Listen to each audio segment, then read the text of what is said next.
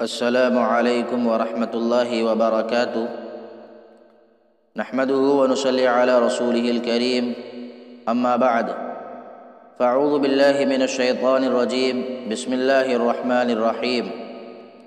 مسلمانوں کے عروج و زوال کے اسباب۔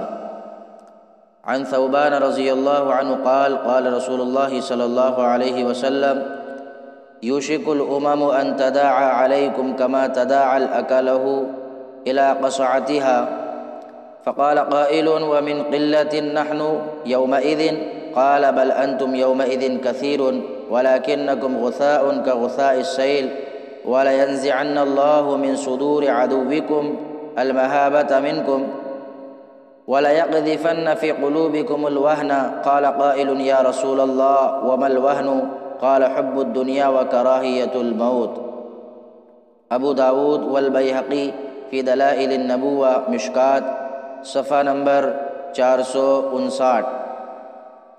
حضرت ثوبان رضی اللہ عنہ فرماتے ہیں، رحمت عالم صلی اللہ علیہ وسلم نے ارشاد فرمایا، وہ وقت آنے والا ہے کہ کافر قومیں تم کو مٹانے کی غرض سے سازش کے لیے ایک دوسرے کو اس طرح بلائیں گی جس طرح کھانے والے ایک دوسرے کو پیالے کی طرف بلاتے ہیں۔ کسی نے تعجب سے عرض کیا، کیا ایسا اس وقت ہماری قلت تعداد کی وجہ سے ہوگا؟ فرمایا، نہیں، بلکہ اس وقت تم کثیر تعداد میں ہوگے، لیکن تم ایسے ہوگے جیسے خس و خاشاک یعنی بارش اور سیلاب کے جھاگ جو ناکارہ ہوتے ہیں۔ اللہ تعالیٰ تمہارے دشمنوں کے قلوب سے تمہارا رعب اور ہیبت تمہاری بداعمالیوں کی وجہ سے نکال دیں گے، اور تمہارے قلوب میں وہن ایک طرح کا ضعف اور سستی ڈال دیں گے۔ کسی نے عرض کیا، حضور یہ وہن کیا چیز ہے؟ تو فرمایا، دنیا کی محبت اور موت سے بیزاری و نفرت۔ قرن اول کے مسلمانوں کی ترقی کا راز۔ تاریخ کی ایک ایسی حقیقت جس کی تکذیب ناممکن ہے، وہ یہ ہے کہ قرن اول کی مسلمان اقوام عالم کے مابین ترقی کی پہچان، دنیا کی آنکھوں کے تارے اور رشد و ہدایت کے روشن منارے تھے۔ وہ جہاں گئے کامیابی نے خود آگے بڑھ کر ان کے مقدس قدم چومے۔ لوگوں نے جب انہیں ایمانداری و سچائی، خوش اخلاقی و خیر خواہی، بلکہ جملہ انسانی اوصاف حمیدہ سے متصف دیکھا تو لوگ ان سے قریب تر ہوتے گئے، تاکہ ان کے اوصاف سے متصف ہونے کے لیے حلقہ بگوش اسلام ہو گئے، اور پھر وہ بھی قرآنی اور اسلامی احکامات و تعلیمات پر عمل کر کے وہ زمانے میں معزز تھے مسلمان ہو کر کے مصداق ہوئے۔ دنیا نے انہیں اعلیٰ مقام پر ہی نہیں بلکہ سر آنکھوں پر جگہ دی۔ تاریخ کے روشن صفحات تو آج بھی ان کے ناموں اور کارناموں سے چمک رہے ہیں۔ سوال یہ ہے کہ آخر ان کے پاس کیا چیز تھی جس سے انہیں اس قدر عروج نصیب ہوا؟ کیا ان کے پاس سیم و زر کے انبار تھے؟ نہیں، ہرگز نہیں۔ ان کے پاس تو ایمان کے سوا کوئی دوسری متاع تھی بھی کہاں۔ ان کے پاس ایمان، اخلاص اور اخلاق کی دولت تھی، یقین اور حسن ظن کی پونجی تھی، حلم اور علم و عمل کا سرمایہ تھا، خوف خدا اور فکر عقبہ تھی۔ ان کی ترقی کا یہی حقیقی راز تھا۔ انہی باتوں کے سبب وہ دینی و دنیاوی ترقیوں کے اعلیٰ مقام پر فائز تھے۔ دور حاضر کے مسلمانوں کا حال زار۔ اس کے برخلاف آج کے مسلمانوں کے پاس مال و دولت اور دنیاوی اسباب و وسائل ان کے مقابلے میں بہت کچھ ہیں۔ کہیں کہیں تو ہمارے پاس حکومت و اقتدار بھی ہے، جنگی و عسکری آلات بھی ہیں، عیش و عشرت اور راحت و سکون کے سامان بھی ہیں، مگر ان سب کے باوجود ایک طرف آج مسلمانوں پر بدبختی کے بادل چھائے ہیں، وہ ثریا سے ثرا میں پہنچ گئے ہیں۔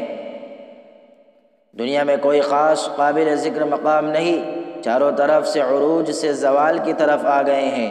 دوسری طرف تمام دنیا کی قوم اسلام اور مسلمانوں کے خلاف ایک ہو گئی، حتیٰ کہ اس وقت دنیا کی جو تنظیمیں حقوق انسانی کے تحفظ کے لیے کام کرتی ہیں، ان کا واحد مقصد مسلمانوں کے علاوہ دیگر اقوام عالم کے حقوق کا تحفظ ہے۔ یہی وجہ ہے کہ آج کسی غیر مسلم قوم پر کہیں کوئی اجتماعی ظلم ہو تو یہ ادارے چیخ کر زمین و آسمان ایک کر دیتے ہیں۔ لیکن 50 سال سے دنیا کے مختلف خطوں اور علاقوں میں مسلمان ظلم و زیادتی کا شکار ہیں، مگر ان اداروں کے کان پر جوں تک نہیں رینگتی، الٹا مجرموں کی پیٹھ تھپتھپائی جاتی ہے۔ یہی وہ حالت ہے جس کو حدیث مذکور میں یوشک الامم ان تداع علیکم سے تعبیر کیا گیا ہے۔ تو صحابہ جن کے سامنے غزوہ بدر و احد کے مناظر تھے کہ اللہ تعالیٰ نے قلت کے باوجود کثرت پر فتح عطا فرمائی، وہ یہ سن کر حیرت زدہ رہ گئے، اس لیے سوال کیا کہ کیا اس وقت ہم کم ہوں گے؟ اس پر حضور کا ارشاد ہے کہ اس وقت تم بڑی تعداد میں ہوں گے۔ صحابہ کے لیے یہ جواب مزید حیرت کا سبب بنا۔ صحابہ نے پوچھا، حضور آخر کیا وجہ ہے؟ تب آپ نے مسلمانوں کی ہلاکت کے 2 اسباب ذکر فرمائے، ایک دنیا کی محبت، 2 موت سے نفرت۔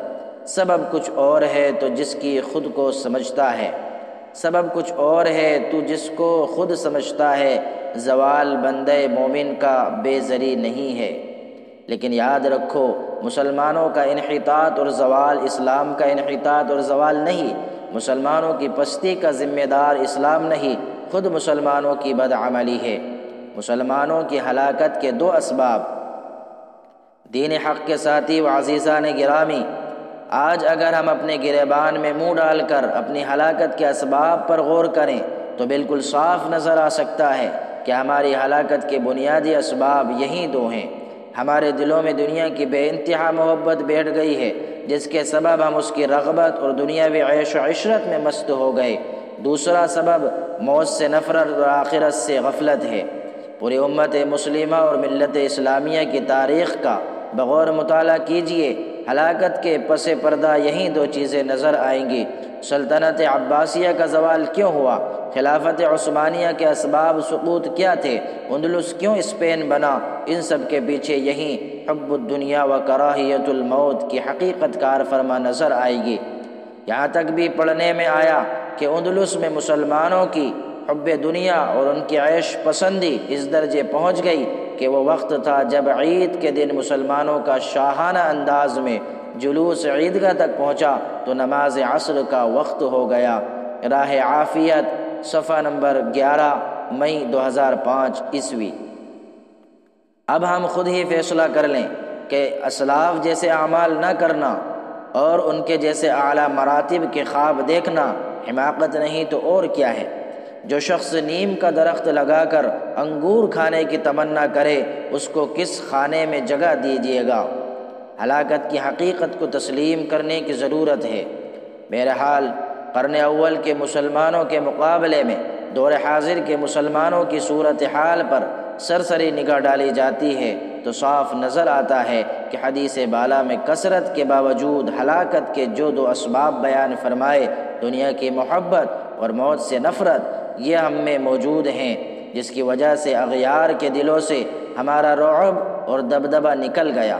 آج اس بنیادی حقیقت کو تسلیم کرنے کی بھی ضرورت ہے تاکہ اصل مرض پا کر اس کا علاج کر سکیں، اور ہلاکت کے یہ دونوں اسباب یعنی دنیا کی محبت و موت سے نفرت لازم ملزوم ہیں۔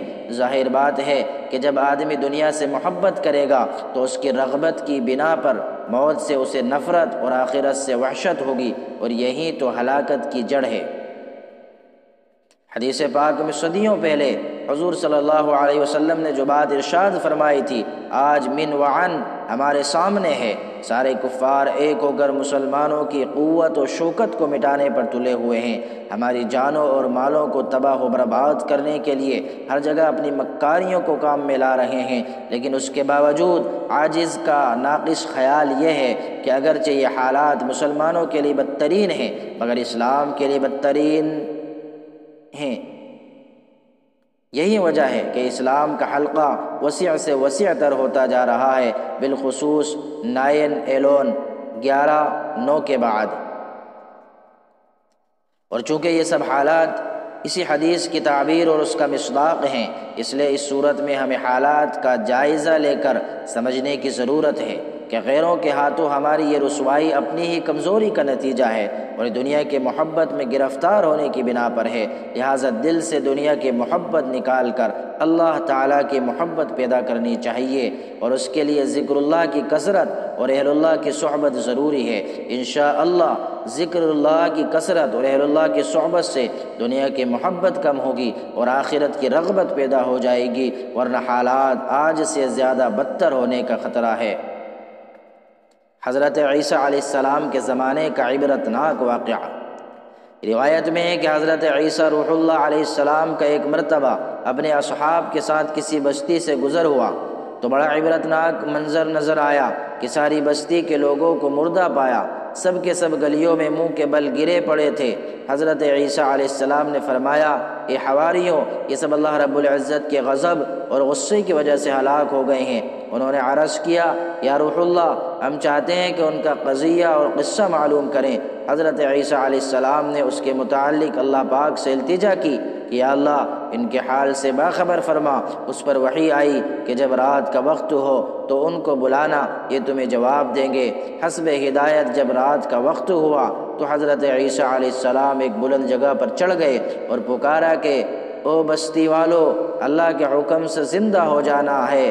فوراً ان میں سے ایک شخص نے جواب دیا کہ لبیک یا روح اللہ۔ آپ علیہ السلام نے فرمایا، یہ تو بتلاؤ کہ تمہارا معاملہ کیا ہے۔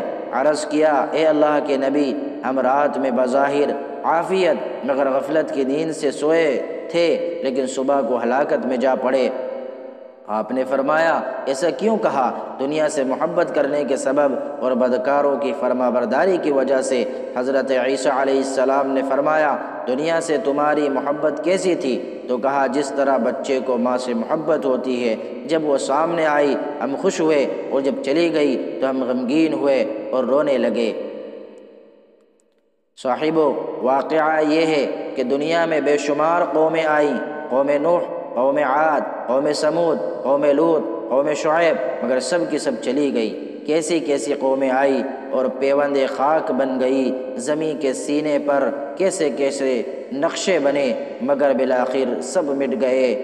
بہار دنیا ہے چند روزہ نہ چل یہاں سر اٹھا اٹھا کر، بہار دنیا ہے چند روزہ نہ چل یہاں سر اٹھا اٹھا کر، خدا نے خود ہی مٹا دیے ہیں ہزاروں نقشے بنا بنا کر۔ دشمنوں کے مکر سے حفاظت کے لیے صبر و تقوی اور حسن تدبیر ضروری ہے۔ غرض دل سے دنیا کی محبت نکالنے کے لیے کثرت ذکر اللہ و اہل اللہ کی صحبت اور دشمنوں کے مکر و فریب سے حفاظت کے لیے صبر و تقوی اور حسن تدبیر ضروری ہے۔ علامہ شبیر احمد عثمانی نے ایک موقع پر فرمایا، ہماری ساری فوز و فلاح کا راز ان 4 لفظوں میں مضمر ہے۔